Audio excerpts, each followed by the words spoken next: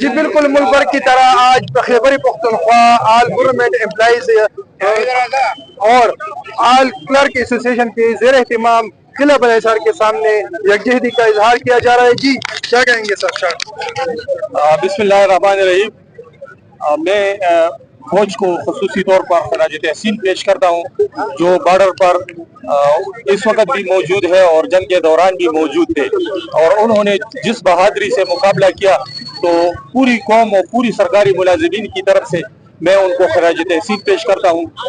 ہم اپنے فوج کو داد دیتے ہیں کہ انہوں نے اپنے جو ہے صلاحیتوں کا, اپنے جو اس کی جو ہے فوجی صلاحیتوں کا جو لوہا منوایا ملک میں, اور قوم کو یہ باور کرایا کہ آپ جو ہے آرام سے جو ہے آپ زندگی گزارے.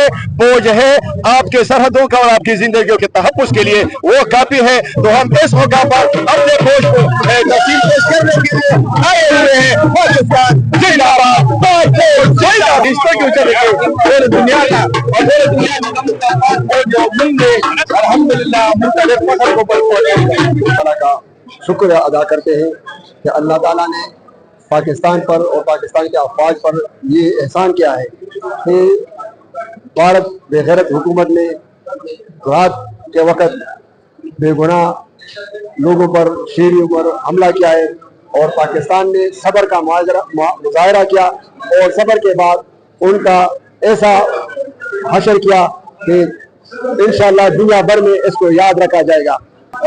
فوج کو خراج تحسین پیش کرنے کے لیے ایلیمنٹری ڈائریکٹریٹ سے سوری پل تک اظہار یکجہتی ریلی کا انعقاد کر رہی ہیں.